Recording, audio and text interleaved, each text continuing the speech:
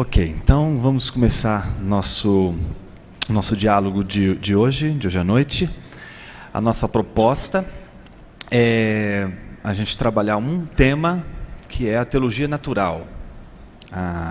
Então a gente vai fazer da seguinte forma: a gente vai lançar talvez uma pergunta ou uma afirmação e vai pedir para que cada um de vocês possam apresentar a perspectiva que cada um tem acerca da questão ou da afirmação que será feita. E eu peço que as intervenções, as colocações, a gente possa fazer de uma forma bastante objetiva, para que a gente tenha a possibilidade de todos participarem, de todos colocarem os seus aportes sobre os temas que a gente vai trabalhar aqui relacionados à questão da teologia natural. Eu queria começar nessa primeira rodada com uma pergunta mais de esclarecimento, né? E eu vou colocar essa pergunta da seguinte maneira: é possível a teologia natural? Se sim, qual seria o papel da teologia natural hoje? Então, essa é uma pergunta mais de base para a gente começar nossa conversa hoje. É isso. Acho que podemos começar com o Dr. Craig. All right. I am very enthusiastic about natural theology. Eu tenho muito entusiasmo pela teologia natural. Perhaps I should define what the term means first. Mas talvez eu deveria primeiramente definir os termos aqui. By natural theology, we mean the attempt to show God's existence independently of divinely inspired scripture. Com teologia natural, normalmente nós queremos dizer aquela tentativa de provar Deus independentemente dos argumentos da Escritura. And I think there are quite a number of good arguments for God's existence. E eu creio que haja um grande número de argumentos a favor da existência de Deus. And I think that the project of natural theology is actually endorsed in Scripture. E creio que, na verdade, no final das contas, o próprio projeto da teologia natural é endossado pelas Escrituras. You remember when Paul and Barnabas come to Lystra? Você lembra quando, por exemplo, Paulo e Barnabé chegam a Listra? They say to the people there, God has not left himself without a witness. Eles dizem para o povo daquela cidade: Deus não nos deixou sem um testemunho. And they appeal to God's witness in nature in giving fruitful seasons and so forth. E eles recorrem às provas da existência de Deus na natureza, na colheita, nas estações e tudo mais. And in Romans chapter 1, Paul says that all men are without excuse for knowing that a powerful creator of the universe exists from nature alone. No primeiro capítulo de Romanos, Paulo diz que todos os homens são inexcusáveis, uma vez que eles têm diante de si a revelação natural, a própria natureza, no universo. Ótimo. Então, Guilherme, você pode fazer o aporte sobre a teologia natural. Sim. Eu concordo, mas eu acho que é importante mencionar, digamos assim, que a gente, sem dúvida nenhuma, a gente tem algum tipo de manifestação de Deus na criação, de revelação de Deus na criação. Você citou, o professor Craig citou ali no livro de Atos, o que Paulo diz também em Romanos 1, que existe uma revelação de Deus na criação, mas a gente não pode esquecer do que tem sido chamado de efeitos noéticos do pecado, né? E eu acho que qualquer afirmação que a gente fizer sobre as possibilidades da teologia natural precisa dizer algo sobre isso em algum momento. E não existe uma única formulação do que seriam esses efeitos noéticos do pecado, se eles envolvem uma incapacidade a toda prova de apontar sinais divinos na criação, ou se ele significa que existe um obstáculo epistemológico que pode ser vencido quando a gente lê a criação a partir da revelação cristã. Mas eu até coloco isso como uma pergunta: em que momento a nossa visão sobre o impacto que o pecado, a queda tem no nosso pensamento, qualifica as possibilidades, os limites e possibilidades da teologia natural. Então é uma resposta e ao mesmo tempo uma outra pergunta. Eu temo que às vezes a confiança na capacidade da razão natural de mostrar a Deus na natureza seja excessiva. E se isso acontecer mesmo, eu acho que há riscos nesse projeto.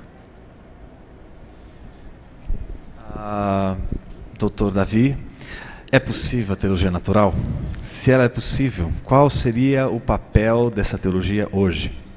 Eu vou responder, mas eu vou levar em conta a resposta do Dr. Craig, porque vai ser a minha piadinha, né? Para mim ter um segue para entrar nessa. Eu, como bom vantiliano, que acredita que vem numa linhagem de Agostinho e Calvino, é brincadeira. Eu ia dizer, teologia o quê?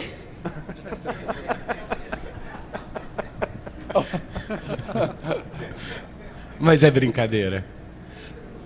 Na verdade, eu acho que a primeira resposta já estabeleceu o caminho.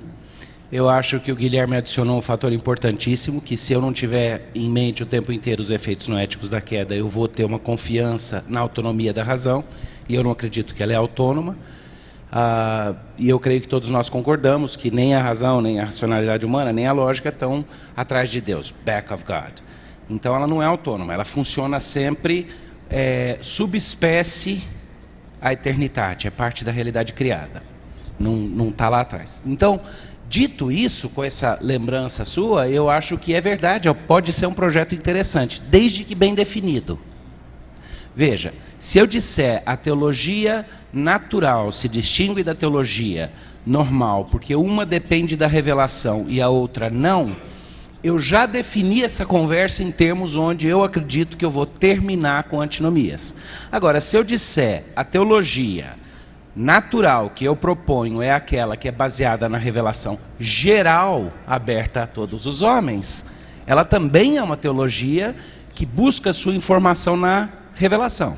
A dificuldade que eu teria é em fazer uma divisão. Eu não quero confundir revelação especial e revelação geral, mas também acho muito importante que a gente não separe de forma radical demais as duas coisas, porque elas têm o mesmo autor, elas têm um propósito parecido ou paralelo, porque a revelação natural, a revelação geral é usada por Deus para que os homens sejam indesculpáveis, no sentido redentivo, é usada por Deus como demonstração da graça dele para que o homem tenha progresso, engenhosidade, para que o homem desenvolva a vida, para que o homem viva bem. Ela é revelação também. Aí então entra a minha explicação, especialmente para o Dr. Craig, para a brincadeira fazer mais sentido, é que tem um terceiro componente na minha cabeça, que é Polânia. Eu sou polaniano também, então agostiniano-polaniano fica mais complicado, né? Mas por causa disso, eu diria que um cientista num laboratório, um pesquisador, um arqueólogo, todos eles estão trabalhando com revelação. A diferença é que quem está trabalhando com a revelação especial está trabalhando com algo que é proposicional. Quem está trabalhando com a revelação geral, tá? Se nós definirmos teologia natural como um projeto que procura, a partir da revelação geral, desenvolver algo e que reconhece que ela chega num limite, existe um limite, um ponto limite, Romanos 1 foi bem lembrado, Romanos 1 mostra o ponto limite. A revelação geral é suficiente, por teologia natural, para que eu saiba que eu sou indesculpável porque existe um Deus. Que ele é bom, para que eu conheça algo do caráter, dos atributos dele e tudo. Mas ela nunca vai chegar e fazer aquele outro ponto que só a graça de Deus, mediada pela revelação especial, pode fazer, que é onde eu me torno um amigo de Deus e não mais um inimigo dele. Qualificado desse jeito, vamos em frente. Okay. Vamos desenvolver uma boa teologia natural. Ok. Dr. Craig, pensando a partir do que foi colocado pelo Dr. Davi, foi colocado pelo Guilherme, seria a teologia natural um resultado de uma crença demasiado otimista acerca da autonomia da razão? Será que é possível, com base no que foi dito, de fato entender a teologia natural como uma teologia que é produto, resultado de uma confiança exacerbada na autonomia da razão?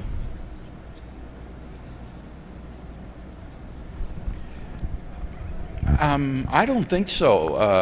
Não creio Jonathan. que seja o caso. The noetic effects of sin Os efeitos noéticos do and the pecado fallenness of man e o estado de caído do homem doesn't affect in any way the clarity of God's general revelation in nature. de forma alguma afetam a clareza da revelação de Deus na natureza. It at best affects our perception of it. At best, Yes, or at worst. ok. Na pior das hipóteses, afeta a nossa percepção.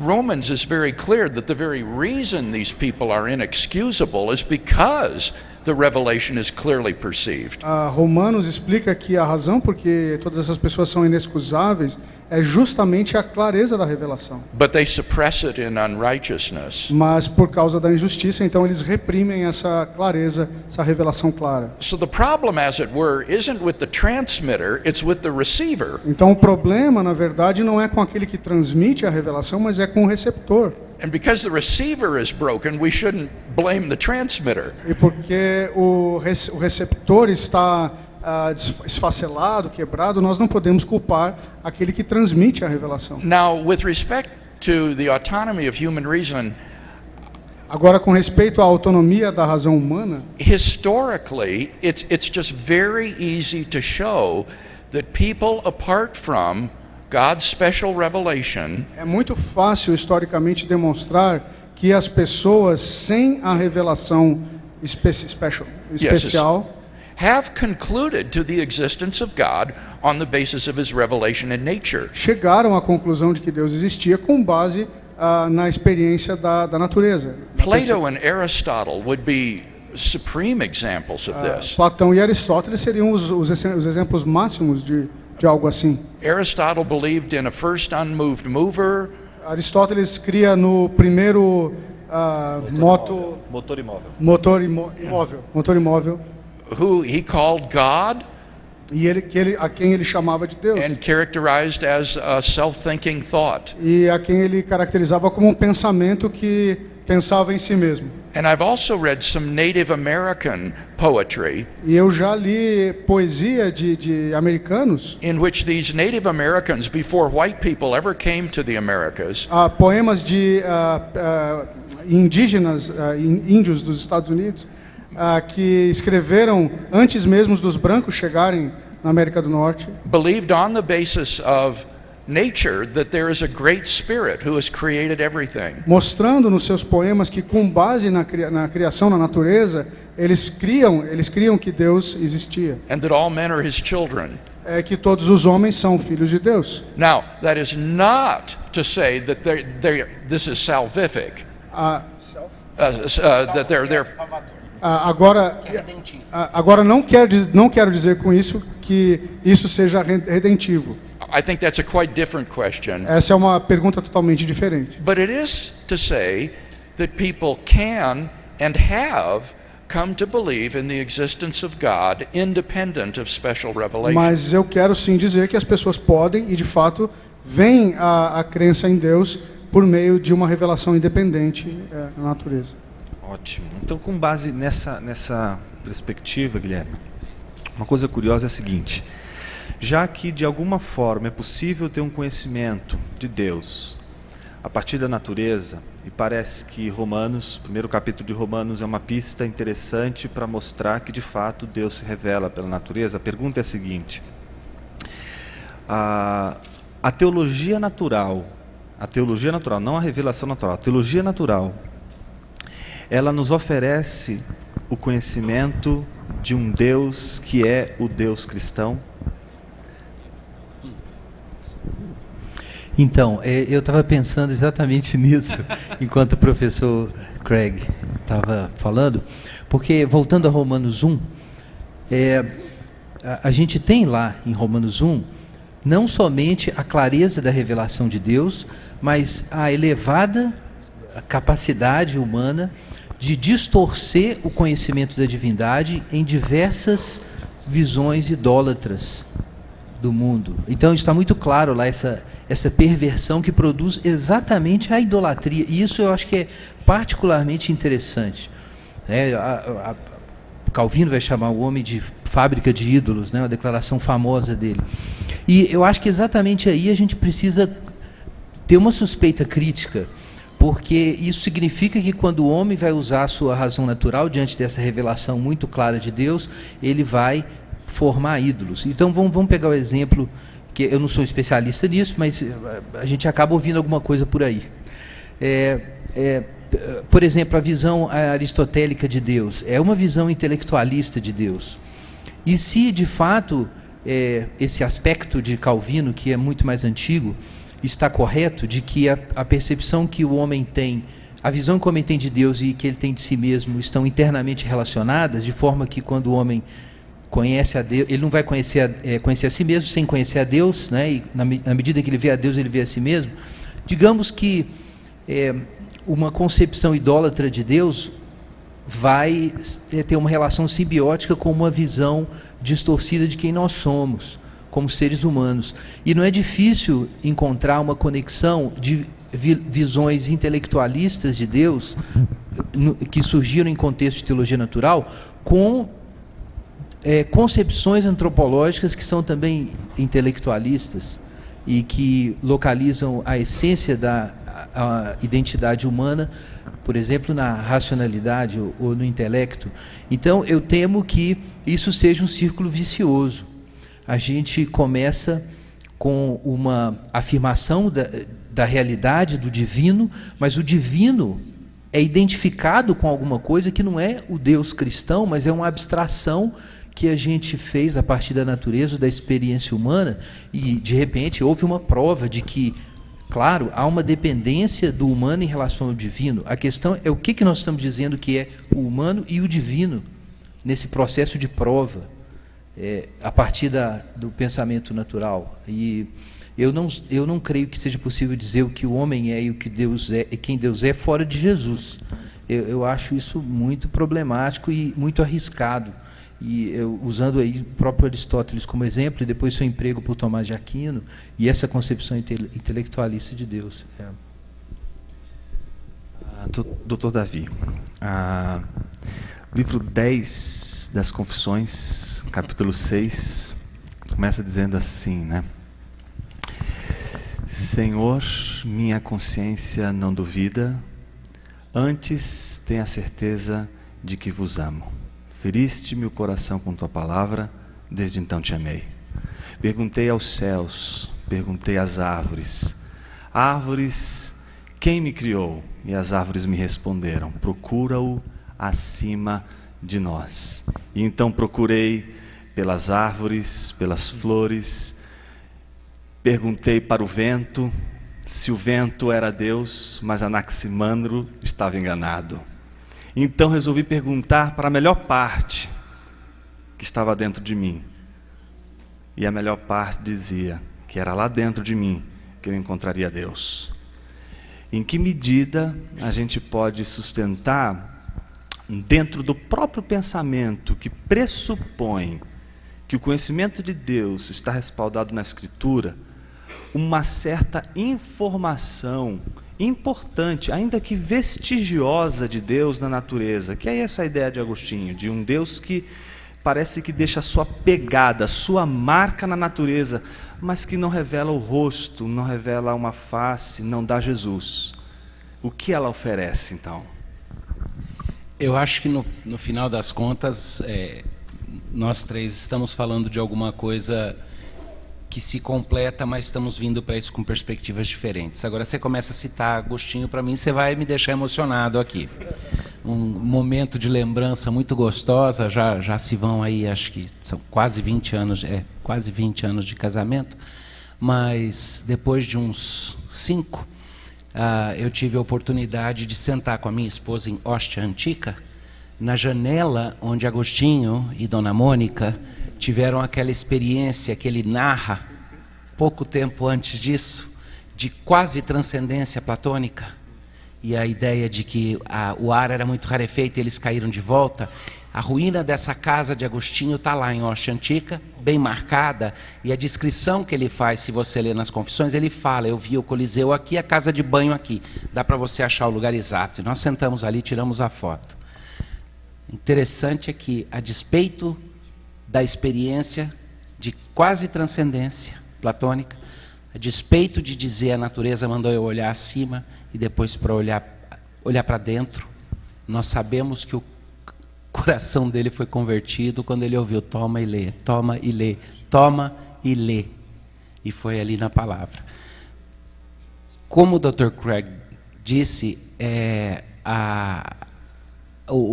preciso fazer uma diferença entre o aspecto redentivo, salvífico, porque nós não somos salvos por conhecimento, nós não acreditamos que a gnose nos salva. Então não é nem o conhecimento de Deus que nos salva, é uma ação imediata de Deus que nos dá um novo coração e novos olhos, e aí muda toda a nossa racionalidade e tudo isso, nós concordamos.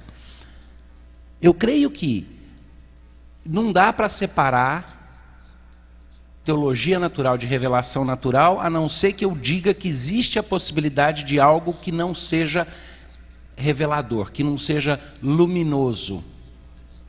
Não dá para entrar em toda uma discussão epistemológica, mas eu creio que tudo é luminoso, que essa conversa é luminosa, que as referências que nós... E por luminoso eu quero dizer algo que aponta para o transcendente de alguma forma, que tem Deus como pano de fundo.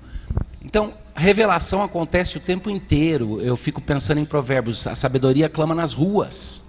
E nós sabemos que a sabedoria ali é Cristo, é a mente de Cristo clamando nas ruas, falando, ela existe. E nesse sentido, eu creio que nós corremos o risco, porque queremos nos apegar profundamente à palavra de Deus e à revelação especial nas Escrituras, corremos o risco de pensar que é necessariamente a inscrituração ali que faz com que ela haja em nós de forma especial. Esquecemos que existe uma ação do Espírito Santo, que existe um testemunho interno do Espírito Santo que diz: essa é a minha palavra, e é Ele que guia, não é a parte das Escrituras. Nas Escrituras eu encontro a vontade de Deus e a mente de Deus para que eu possa olhar para o resto, mas é exatamente para que eu possa olhar para o resto. Quando eu olho para o resto, quando eu olho para a natureza e quando eu olho para dentro de mim, eu vou sim ver algo que aponta para o Criador.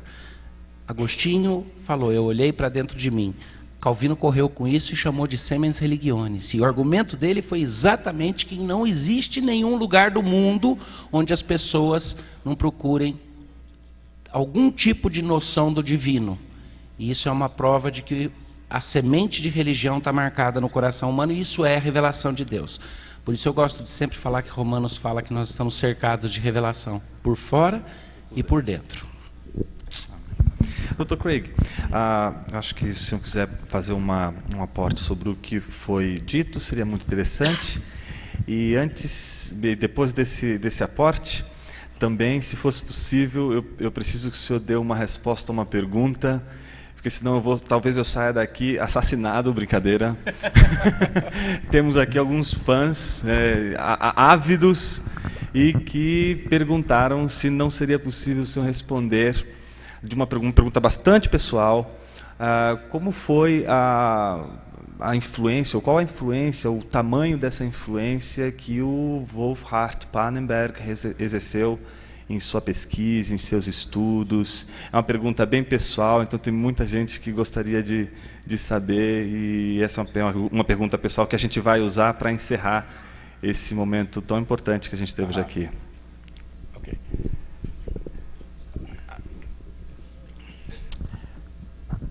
The reason we call general revelation general A razão por que damos o adjetivo geral para a revelação geral is not simply because it's generally available to all people everywhere. não é simplesmente porque ela está de forma geral disponível para todas as pessoas em todos os lugares.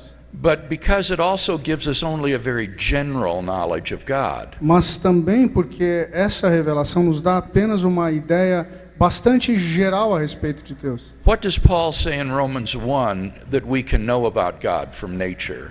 O que é que Paulo diz em Romanos, no primeiro capítulo, que nós podemos conhecer sobre Deus na natureza? Well, he says, ever since the creation of the world, God's invisible nature, namely his eternal power and deity, have been clearly seen in the things that have been made. Ele diz que desde a criação, God's eternal power and deity have been clearly o perceived. poder eterno de Deus e a sua deidade eram vistos claramente na criação desde o começo. So that's not very specific. Então isso não é algo muito específico. I mean, this is the Christian God who is revealing himself in nature. Agora, claro, este é o Deus cristão que está se revelando na natureza. But you wouldn't know that just from nature. Mas você não tem como saber isso simplesmente pela natureza. What you would know from nature is that there is this eternal, powerful, divine person who has created the world. O que você sabe a partir da natureza é que existe esse Criador do universo que é eterno, que é poderoso. And that would be consistent with Aristotle's belief, Isso não seria incoerente, por exemplo, com os ensinamentos de Aristóteles, or Jewish or Muslim beliefs, ou com as crenças de judeus e muçulmanos, or Christian beliefs. ou a crença dos próprios cristãos. Now, I think it's important in response to Guilherme's comments to remember that Agora, para responder ao comentário do Guilherme, é importante lembrar o seguinte, idolatry and polytheism is presented not as a consequence of general revelation, but as a rejection of general revelation. que a idolatria e o politeísmo não são apresentados como uma consequência da natureza da revelação geral, mas como uma rejeição dessa revelação geral. It's because people reject God's general revelation that they plunge into idolatry and É polytheism. justamente porque as pessoas então rejeitam a natureza geral que elas mergulham de cabeça na idolatria e no politeísmo. Now, I would like to make one other distinction, E eu também queria fazer uma outra distinção, and that is I don't think that general revelation and natural theology are identical. e é a seguinte, eu não acredito que revelação geral e teologia natural são idênticas. I think general revelation sanctions the project of natural Eu theology, creio que a revelação geral sanciona o projeto da teologia natural, but they're not the same. mas não pode se dizer que são a mesma coisa. For example, tomorrow I'm going to talk about the ontological argument for God's existence. Por exemplo, amanhã eu vou falar sobre os argumentos ontológicos a favor da existência de Deus. This is an argument of natural theology, E eu estou falando aqui de argumentos da teologia natural. but it has absolutely nothing to do with God's revelation in nature, as you know. Mas eles não têm absolutamente nada a ver com a revelação de Deus na natureza. Now, as for our ability to discern God in the self or in the soul, Agora, no que diz respeito à nossa capacidade de discernir Deus no nosso interior, no nosso eu, I think it would be hard to give a scriptural proof text for this, eu creio que seria difícil apresentar um texto como prova desse argumento. but it would seem to follow very naturally from the doctrine of the Imago Dei.